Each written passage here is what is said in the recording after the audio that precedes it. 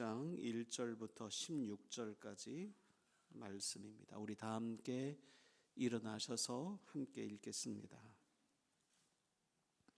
시작. 아브라함의 아내 사레는 출산하지 못하였고 그에게 한 여종이 있으니 애굽 사람이요 이름은 하갈이라. 사레가 아브라함에게 이르되 여호와께서 내 출산을 허락하지 아니하셨으니 원하건대 내 여종에게 들어가라. 내가 혹 그로 말미암아 자녀를 얻을까 하노라 하매 아브라함이 사레의 말을 들으니라. 아브라함의 아내 사레가 그 여종 애굽 사람 하갈을 데려다가 그 남편 아브라함에게 첩으로 준 때는 아브라함이 가나안 땅에 거주한 지 10년 후였더라. 아브라함이 하갈과 동침하였더니 하갈이 임신하매 그가 자기의 임신함을 알고 그의 여주인을 멸시한지라. 사레가 아브라함에게 이르되 내가 받는 모욕은 당신이 받아야 옳도다. 내가 나의 여종을 당신의 품에 두었거늘 그가 자기의 임신함을 알고 나를 멸시하니 당신과 나 사이에 여호와께서 판단하시기를 원하노라.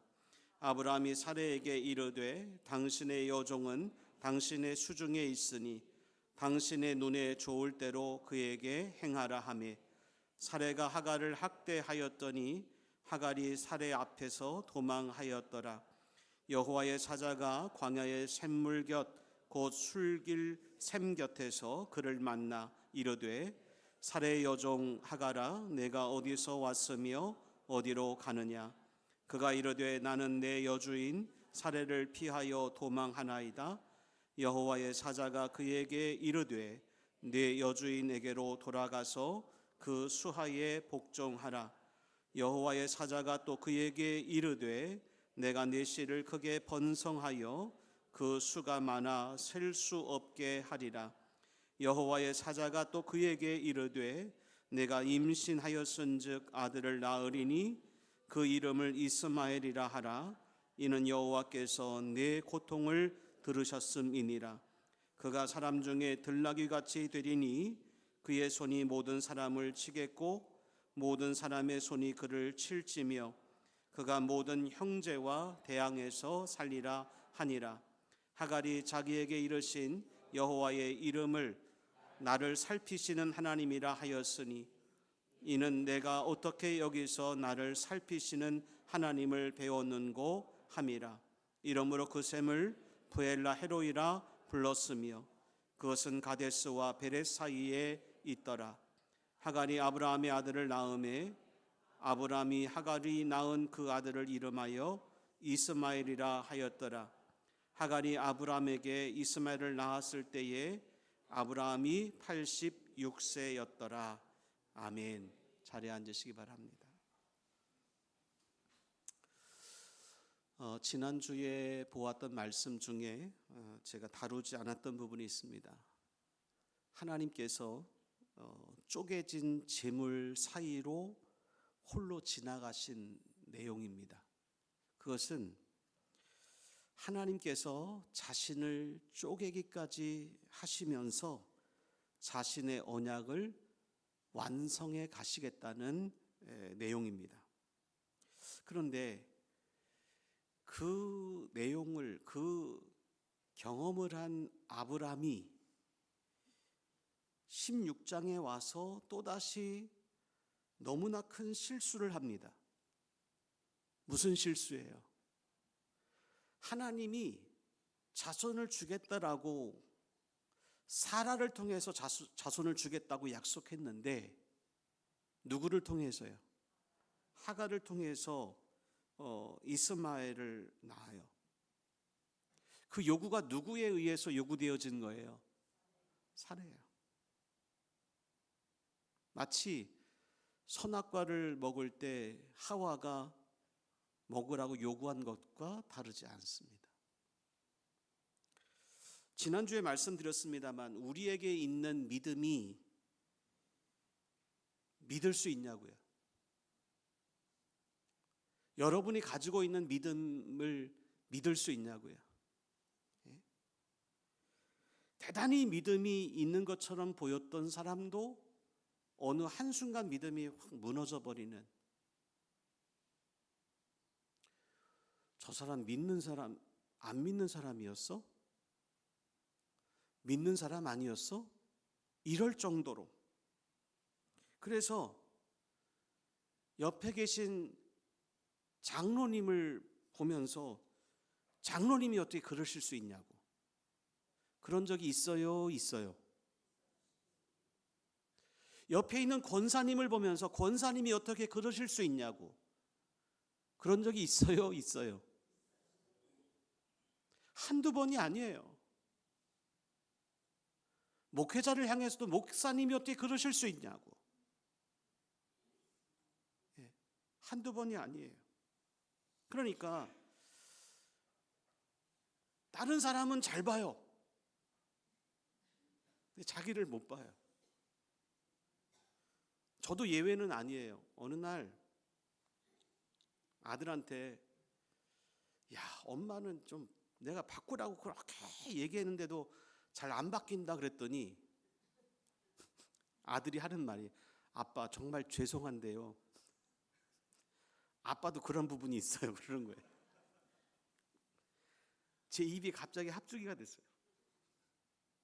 틀린 말 아니에요. 바뀌어야 될 상대방이 바뀌어야 될 것은 너무나 잘 보여요. 그래서 막 바뀌라고 얘기를 하는데 자기는 안 바뀌어요.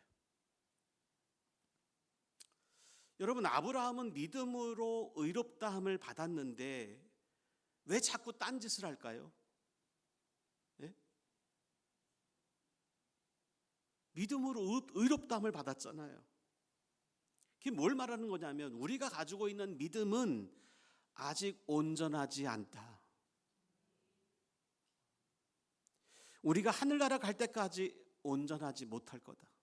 그런데 온전함을 향해서 점점 더 나아가는 것이다. 그걸 이야기하고 싶은 거예요. 그래서 오늘 본문을 어떻게 이해해야 될까? 사도 바울이 창세기 16장 이야기를 가지고 말씀한 내용이 있어요. 갈라디아서 4장 21절부터 31절까지 이렇게 설명을 합니다. 갈라디아서 4장 21절부터 31절까지 보시겠습니다.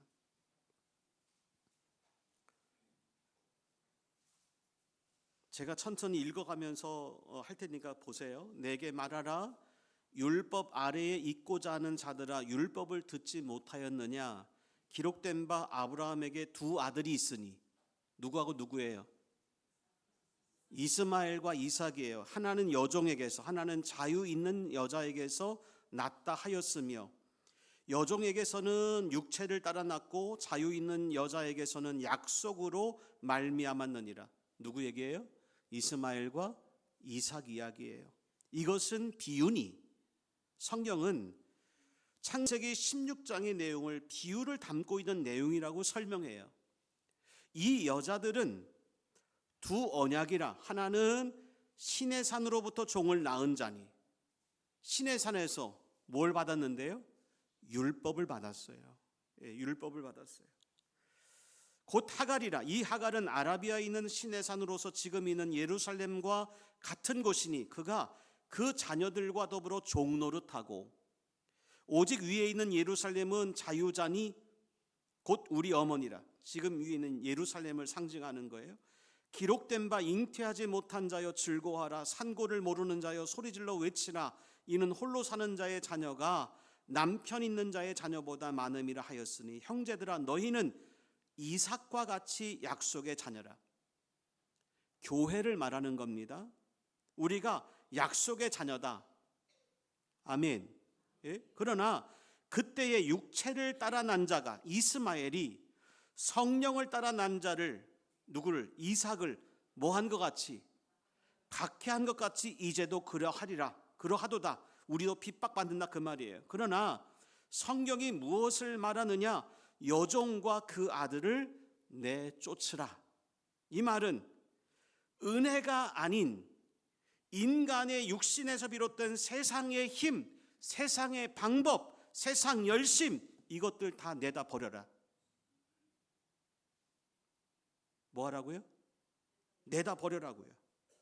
여종의 아들이 자유 있는 여자의 아들과 더불어 유업을 얻지 못하리라 하였느니라. 분명하게 이야기합니다. 그런즉 형제들아, 우리는 여종의 자녀가 아니요 자유 있는 여자의 자녀이니라. 그러니까 하갈과 사라, 이스마엘과 이삭의 이야기는 인간의 힘을 의지해서 행복에 이르려고 하는 사람들과 오직 하나님의 은혜로만 행복의 근원을 삼겠다고 하는 교회 이야기를 지금 하고 있는 겁니다. 우리는 인간적인 방법으로 살아야 될 사람들이 아니라 하나님의 방법으로 살아야 될 사람들이다. 교회는 오직 하나님의 은혜로만 행복의 근원을 삼아야지 스스로의 노력이나 열심을 근거로 하면 안 된다. 너무나 분명하게 이야기해 주고 있는 내용이에요. 자꾸 내 노력, 내 열심을 자랑하려고 하시면 안 돼요. 그게 결국 뭐가 되냐? 내 자랑이 돼요. 여러분의 자녀들 중에 여러분한테 혼나서 교회 나온 자식들이 있을 거예요. 너 교회 안 나가면 마저 죽는다. 아니, 제 주변에도 그런 친구들이 있었어요.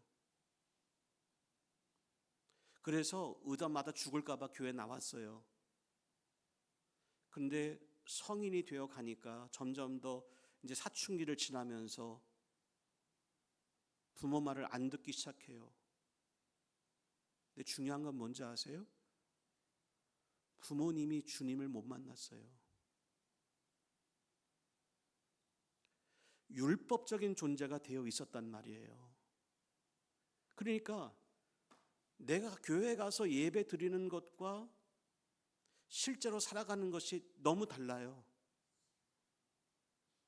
그래서 이 아이들의 마음속에는 나는 아버지같이 안 살 거야. 나는 어머니같이 안 살 거야.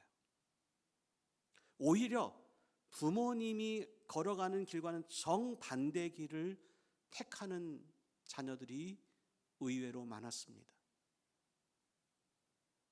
그런데 처음에는 내 맘대로 하겠다는 아이들이 부모님의 삶을 지켜보면서 어느 순간 부모님에게로 돌아오는 자식들이 있어요. 난 부모님이 믿는 하나님을 믿겠습니다. 여러분은 어디에 속하십니까? 여러분의 부모님이,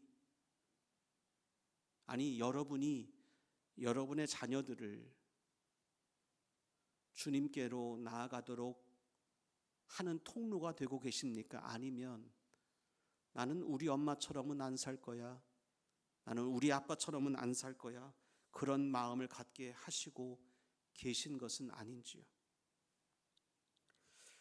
창세기 17장에 가면 아브라함이 99세에 할례를 받습니다. 99세 할아버지가 하나님이 할례를 행하겠다고 하니까 할례를 받아요.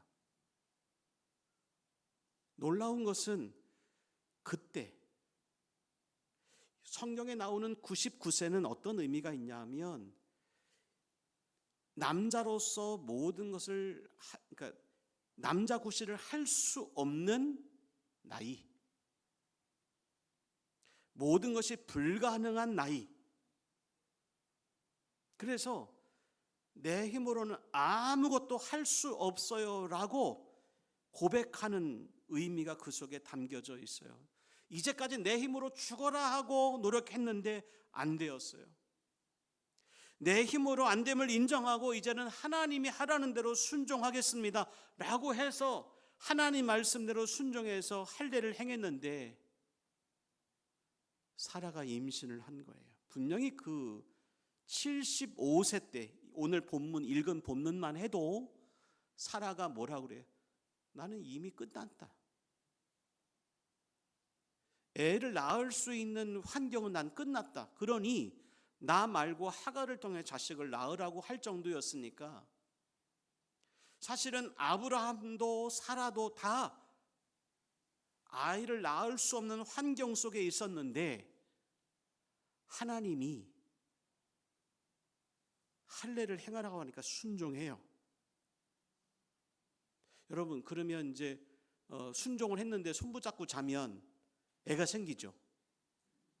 네. 아니에요. 제가 성경을 읽다가 하나님의 말씀에 순종했네. 그러고 나니까 하나님의 은혜로 자식을 낳게 되었네. 인간으로서 할 수 있는 모든 가능성 이제는 다 내려놨어요. 그리고 하나님 말씀에 순종했을 뿐이에요. 근데 하나님께서 약속의 자녀를 낳게 하셨습니다. 여러분들 중에 행복하기 싫은 분 계세요? 나는 절대로 행복하고 싶지 않아요. 단 한 분도 없을 겁니다. 다 행복하고 싶어요. 그런데 예수 그리스도의 은혜를 모르면 저는 여러분에게 좀 확언하고 싶은 게 자신들의 행복을 여러분의 힘과 여러분의 지혜와 여러분의 능력으로 찾다가 결국에는 헤맬 거예요. 찾은 것 같았는데 찾은 게 아니고, 내가 만난 것 같았는데 만난 게 아니고 헤매게 될 거예요.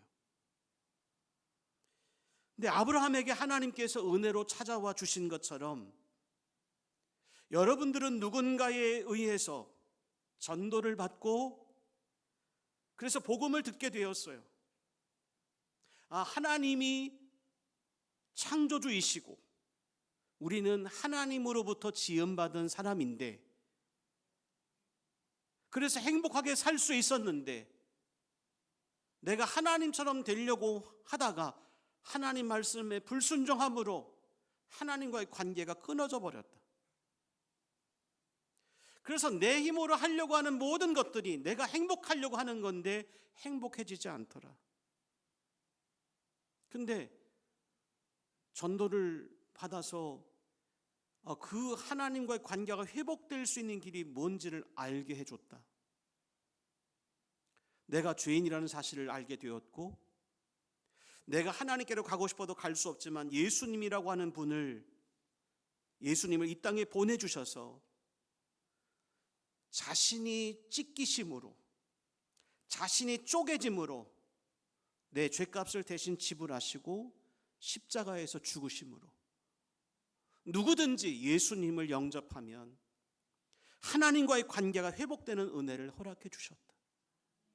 그러니까 하나님과의 관계가 회복됨으로 인해서 우리가 하나님을 아버지라고 부를 수 있게 되었고, 하나님 안에서 누리는 진정한 복을 누리게 되었다. 그러면 우리가 어떻게 해야 하나님의 자녀로서 완전한 하나님의 자녀됨을 누리며 살 수 있을까? 예수님께서 그렇게 말씀하세요. 나를 따라오려거든 자기를 부인하고. 부인한다는 말은 하나님 앞에서 완전히 항복한다는 얘기예요. 나는 하나님의 뜻대로 살겠습니다. 하나님의 뜻에 굴복하겠습니다. 하나님께 맡기겠습니다.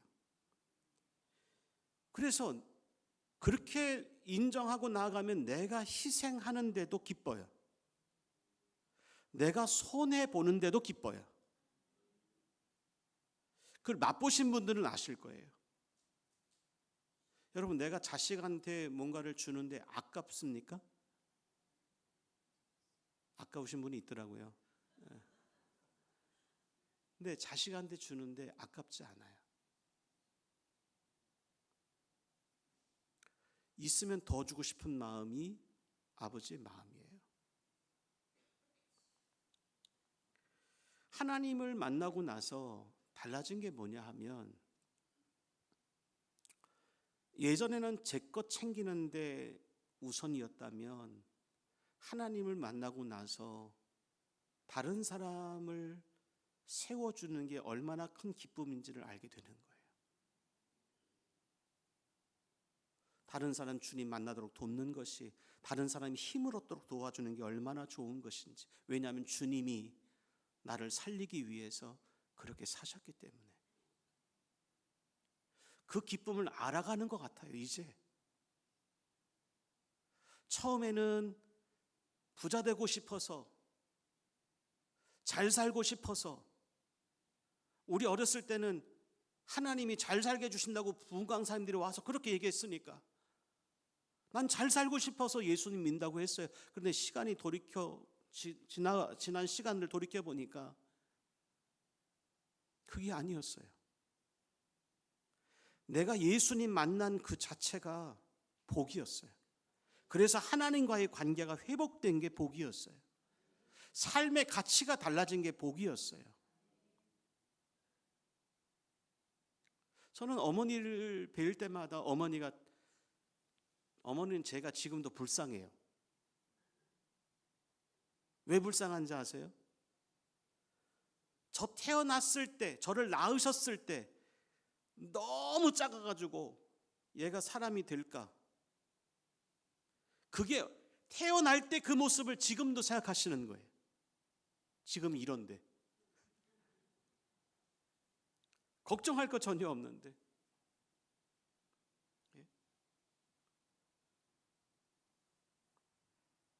세상 방식의 행복은 다른 사람을 눌러야 된다고 생각해요.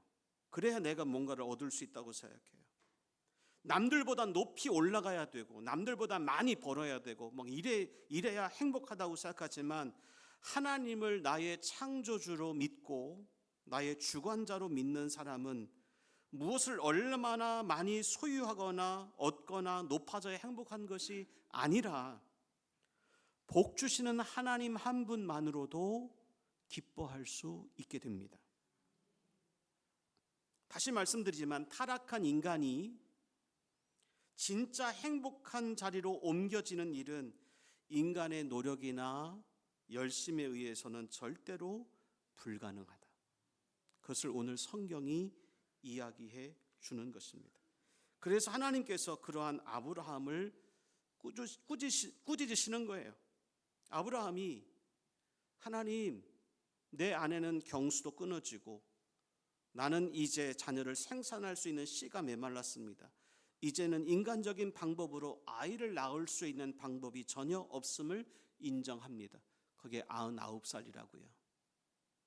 의미가. 이렇게 완전히 자기 자신을 부인하고 하나님이 하라는 대로 할 일을 행할 때 약속의 자녀가 탄생되더라. 그래서 신앙생활은 뭐냐? 내가 죽는 거다. 내 생각, 내 지식 이런 것들이 죽는 거다. 내가 부인되어져 가는 과정이다. 근데 내가 여전히 살아서 하나님 진짜 내 기도 안 들어주실 거예요? 나 그럼 하나님 안 믿어요? 하나님한테 협박하고, 그러면서 어떤 분은 왜 내가 당신 말만 들어야 되는데요? 내가 하고 싶은 대로 할 거예요. 하나님 믿는 거예요? 하나님을 어떻게 믿는 거예요? 안 믿는 거지. 여전히 내가 주인 되어 있는데. 아브라함이 하다 안 되니까 하나님 항복합니다. 제가 잘못했습니다. 이제는 하나님 시키는 대로 할게요. 사랑하라고 하면 사랑하고, 순종하라고 하면 순종하고, 용서하라고 하면 용서하고, 선교하라고 하면 선교하고, 봉사하라고 하면 봉사하고, 전도하라고 하면 전도하고, 그대로 순종할게요. 선악과 사건이 그런 거예요. 인간이 스스로 선악을 분별해서 내 스스로의 힘으로 살아보겠다는 게 선악과 사건이에요. 왜 내가 당신 말만 들어야 되는데? 내 힘으로 할 수 있잖아요. 그게 선악과 먹은 사건이란 말이에요. 그래서 타락한 인간은 첫 번째 아담처럼 자꾸 자기 쪽으로 무언가를 자기 쪽에서 뭔가를 내놓아서 행복에 도달하려고 하는 노력을 한단 말입니다. 자기의 유익을 위해서 율법을 지키고, 율법 지킨 걸 가지고 나는 이렇게 하는데 너희들은 뭐 하는 거냐? 다른 사람 비교하고 판단하고 정죄하고 막 심판하고.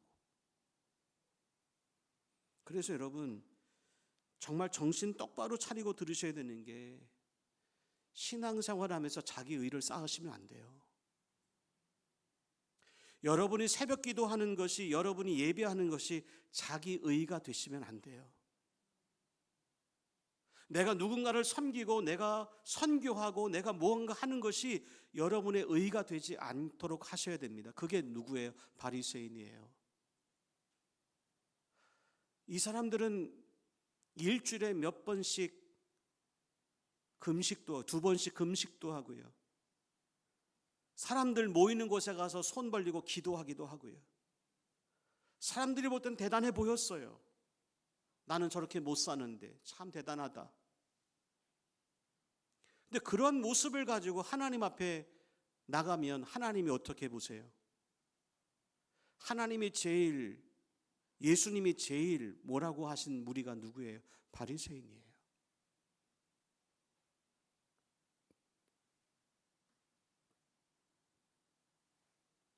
여러분, 이 땅에서 우리는 내가 어떤 존재인지를 알아야 된다 그랬어요. 지난주에 말씀드렸죠.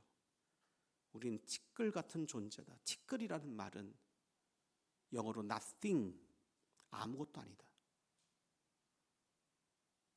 나는 그런 존재다. 그게 자기를 부인하는 거다. 그게 하나님의 영광을 위해서 살겠다라고 하는 거다. 하나님께서는 우리를 배려하셔서 고난의 과정을 통해서 이걸 깨닫게 하시는 거예요. 내 힘으로 안 돼. 하나님이 도와주셔야 돼. 오늘 설교 제목이 뭐예요? 믿음은 기다림입니다. 따라합시다. 믿음은 기다림입니다. 아멘. 지금 아브라함이 하나님이 하신 약속을 기다리지 못해요. 내 힘으로 뭔가를 해보려고 하는 거예요. 자꾸 뭔가 내가 해야 될 것 같아요. 내가 움직여야 될 것 같아요. 내가 뭐 할 거예요? 해야 될 것 같아요. 그런데 하나님의 약속은 보이지 않는 것인데, 하나님의 약속이 이루어질 것이라고 믿고 인내심을 갖고 기다려야 된다는 거예요. 인내심을 갖고 기다리라고요. 하나님이 보여요? 하나님의 나라가 보여요? 안 보여요. 안 보여요. 그런데 우리는 하나님이 나를 지켜보고 있다고 믿고 가는 거예요. 하나님이 나를 지켜보고 있으시다. 하나님 앞에서가 뭐예요? 코람데오잖아요. 하나님이 나를 보고 계신다. 그게 믿음이에요. 믿음 없는 사람은, 하나님이 있다고 믿지 않는 사람들은 사람이 없을 때 내 마음대로 합니다. 하나님을 믿는 사람은 사람이 없어도 하나님이 나를 지켜보고 있다고 봅니다. 그래서 함부로 행동할 수 없고 함부로 말할 수 없습니다. 믿음은 기다림을 통해서 성숙되어지는 것입니다. 그래서 당장 눈에 보이지 않는 것을 인내하면서 되어질 거라고. 제가 신방하면서 느낀 것은, 하나님이 우리 교회를 바꿔가고 계시는구나. 하나님이 만져가고 계시는구나 하는 것들을 너무 많이 느껴요. 하나님이 이렇게 만들어 가시는구나.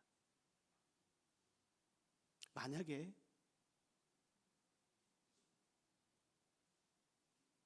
하나님이 바꾸신다는 것을 믿지 못하고, 내 능력은 안 되는구나 떠났다면, 목회자는 계속 바뀔 것이고, 여러분대로 바뀌지 않고 그대로 유지하고 계실 것이고. 근데 제가 분명히 깨닫는 건, 제가 바꾸는 것이 아니라는 걸 제가 알아요. 하나님이 바꿔 가시는 겁니다. 하나님께서 만져 가시는 거예요. 그래서 우리가 믿음 생활할 때 내 옆에 있는 분 중에서 정말 안 바뀌는 분, 저분은 진짜 안 바뀔 것 같아. 그런 분이 있어요? 없어요? 안 바뀔 것 같은 분이 계세요. 저분은 안 바뀌고 아멘 하면 안 되는데 안 바뀔 것 같은 분이 계세요. 진짜 실제로는 있어요. 근데 중요한 건 뭐냐 하면 제가 믿음이 중요하다고 했잖아요. 하나님이 바꾸실 거라고 하는 믿음, 바꾸어질 거라고 믿고 그 사람을 바라보면요, 마음가짐이 달라져요. 하나님이 어떻게 바꿔가실까 기대가 되고요, 언제 바꿔가실까 기대가 되고요. 네? 그러면 그분이 미워지지가 않아요. 안 바뀌었다고 하는 것은 승질머리가 그렇다는 얘기잖아요. 승질머리가. 네? 근데 바뀌어질 거라고 바라보면 의외로 귀여운 면이 있어요. 여러분, 누군가를 볼 때 나름 귀엽네 이런 마음이 들면 그 마음 속에 사랑하는 마음이 있는 거예요. 막 투정을 부리는데도 귀엽대. 그러면 사랑하는 마음이 내 안에 있는 거예요. 주님의 사랑이 내 안에 있는 거예요. 여러분, 믿음으로 그렇게 봐주실 수 있기를 축복합니다. 하나님도 여러분 때문에 열받는 일 많았을 건데 하나님이 기다려 주셨잖아요. 그러니까 누가 나를 열받게 할 때 나도 하나님 열받겠는데 기다려줘야지. 베드로후서 3장 9절에 뭐라고 되어 있냐면 주의 약속은 어떤 이들이 더디다고 생각하는 것 같이 더딘 것이 아니라, 무슨 얘기냐면 대부분의 사람들이 주님의 약속은 더디다고 생각해요. 여러분 안 그래요?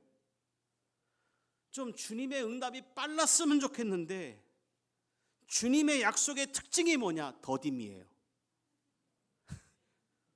빨리 안 바꿔주세요. 아니, 제가 성경을 보다가 아니 도대체 하나님도 아브라함의 상황을 아실 텐데 아브라함 85세 이미 다 끝난 거 알고 있고 자기 부인도 끝난 거 알고 있고, 근데 하나님이 약속을 주셨잖아요. 85세에. 그러면 빨리 줘도 되잖아요. 빨리 주면 너무 좋을 것 같은데 빨리 안 줘요. 근데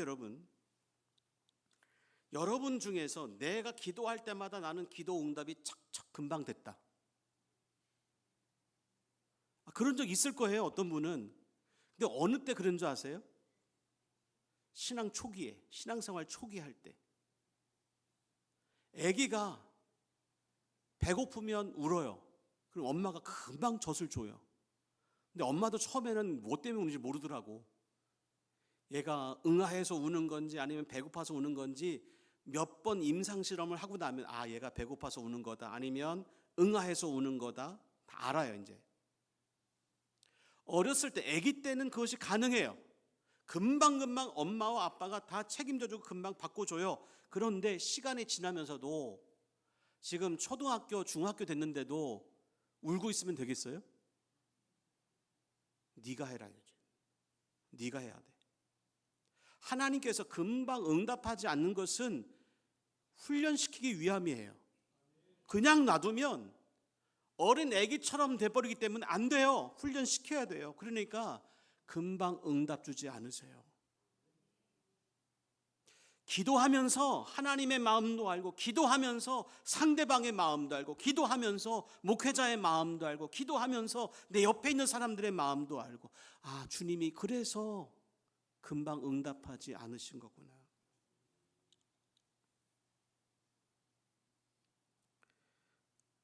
여러분, 성도는 하나님의 약속을 기다려야지 조급한 마음을 가지고 자꾸 세상적인 방법으로 하려고 하면 안 된다. 오늘 그 얘기하고 있는 거예요. 사라가 그렇게 하려고 했던 거 아니에요. 하나님이 약속 주셨는데 난 안 돼요. 난 안 되니 하갈을 통해서 하세요. 근데 아브라함은 더 웃겨요. 아니 나도 몰라. 귀찮은 거야 그냥. 하나님의 약속이 있음에도 불구하고 그 약속은 온데간데 없고 아유 시끄러워. 난 알았어. 그냥 하나님의 약속은 온데간데 없어요. 아내의 잔소리 듣기 싫어. 그래서 인간적인 방법으로 해결하려고 하는 거예요. 근데 우리가 이게 너무 많아요. 너무 많아요. 다시 한번 말씀드립니다. 여러분이 원하는 응답을 얻기 위해서 인위적으로 생산해내는 조급한 행동을 하지 마시기를 바랍니다. 하나님이 주실 거라는 믿음을 가지고 있다면 기다리셔야 돼요. 기다리셔야 돼요. 믿음이 있고 없고의 차이가 뭐예요? 믿음이 있으면 믿는 대로 행동합니다. 아브라함과 사라를 보시면 이미 하나님으로부터 약속을 받은 사람들인데 아침에 일어나 보니까 어제보다 더 늙어 보여요. 아내도 주름이 더 늘어난 것 같아요. 보니까 안 될 것 같아요. 근데 하나님의 약속을 믿으면 어떻게 돼요? 하나님이 하실 거야. 기다릴 수 있어요. 하나님이 할 수 없다고 생각하니까 문제가 생기는 거죠. 오늘 본문 1절을 보면 아브라함의 아내 사레는 뭐 하지 못하였고 출산하지 못하였고 15장에서 내가 반드시 자식 줄게 그랬는데 출산하지 못하였고 출산했어야 되는데 하나님이 왜 그렇게 하시느냐? 당신의 백성들이 자기 힘을 다 빼버리고 오직 하나님의 은혜를 구할 때까지 기다리시는 거예요. 하나님 도저히 내 힘으로는 안 됩니다. 성도는 하나님의 약속을 기다리면서 내 무력함과 불가능함을 깨닫고 오롯이 하나님을 의지해야 한다. 오늘 이 말씀이 우리에게 던지는 핵심은 뭐냐면 아브라함은 못 기다렸지만 여러분은 하나님의 약속을 믿고 기다리십시오. 하나님의 약속을 믿고 기다리십시오. 2절에 보면 사라가 하나님을 원망해요. 나에게 자손을 주지 않아 허락하지 않았다는 거예요. 원망하고 불평하고 있는 거예요. 여러분 어떠세요? 여러분이 원하는 때에 여러분이 원하는 일이 이루어지지 않는 것으로 인해서 하나님께 원망하고 불평하지는 않으셨습니까? 하나님이 행하실 것을 믿음으로 바라보고 하나님께 나아와 기도하는 여러분이 되시기를 축복합니다. 신앙의 지름길은 없어요. 신앙은 믿음은 기다림입니다. 누가 얼마나 더 잘 기다려내느냐, 그게 믿음이 있고 없고의 차이일 겁니다. 여러분, 저도 인간적인 방법으로 문제를 해결하려고 하다가 넘어진 경우들이 참 많습니다. 한국 교회가 부흥이라고 하는 것 때문에 이 부흥을 이루려고 하다가 어떤 일이 있었느냐, 전도 많이 하면 마티즈 한대. 옛날에 기억나세요? 옛날에는요, 마티즈가 문제가 아니고 경품을 얼마나 내걸었는지 막 사람들이 난리가 났었어요. 그 결과는요, 인간적인 방법으로 무언가를 하려고 하다가 오히려 본질을 잃어버렸어요. 저는 저와 여러분들이 하나님 앞에 무릎 꿇는 여러분이 되실 수 있기를 축복합니다. 하나님 앞에 무릎 꿇는 사람들, 하나님의 은혜를 진지하게 구하며 한 영혼을 살리기 위해서 몸부림치는 그 역사가 저와 여러분 가운데 있게 되기를 축복합니다. 우리가 어떤 사람들이냐? 하나님의 약속을 믿고 하늘의 복을 구하는 사람들입니다. 그러므로 이제 아브라함과 사라가 이스마엘을 낳고 13년 동안 하나님이 침묵하셨다는 사실을 주목해야 합니다. 너희들이 이제 나에게 마음을 돌릴 때까지 가만히 있을 거야. 근데 하나님이 우리를 외면한 거냐, 외면하지 않은 거냐? 외면한 거예요, 외면하지 않은 거예요? 외면하지 않으셨습니다. 아브라함과 사라가 하나님의 응답을 기다리지 못하고 편법을 사용해서 하갈을 통해서 자식을 낳았어요. 응답이 금방 왔어요. 근데 당장은 셋 다 기뻤어요. 아브라함도 기뻤고 하갈도 기뻤고 사라도 기뻤어요. 그런데 얼마 가지 않아서 셋 관계가 갈기갈기 찢어졌습니다. 지금까지 싸우고 있는 중동 지역의 싸움은 이 싸움이에요. 이 싸움이에요. 그런데 여러분, 제가 오늘 다는 말씀 못 드리지만 하나님의 침묵 속에 하나님의 감찰하심이 있다는 사실을 아셔야 됩니다. 하나님은 13년 동안 아브라함과 사라를 지켜보고 계셨습니다. 그럼 어떻게 할 수 있냐? 하갈이 도망갑니다. 도망가는데 하나님의 사자가 나타나서 뭐 하라고 그래요? 너 다시 돌아가라. 그러면서 말씀하신 게 뭐예요? 감찰하시는 하나님.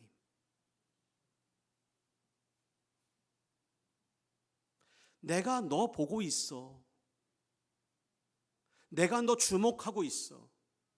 네가 마음을 하나님께로 돌이키게만 하면 복을 줄 준비하고 있어. 하나님은 한순간도 우리에게서 시선을 떼지 않으시고 주목하고 있다는 사실을 기억하시고 그 하나님과 함께 동행하는 삶을 살아가는 저와 여러분이 되실 수 있기를 축복합니다. 특별히 힘들고 어려운 상황이 지속될 때 하나님의 약속을 바라보고 잘 참아내실 수 있기를 축복합니다.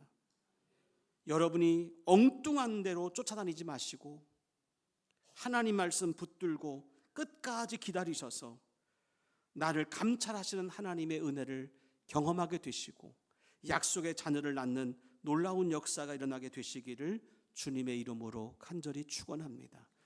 믿음은 기다림입니다. 기도하겠습니다.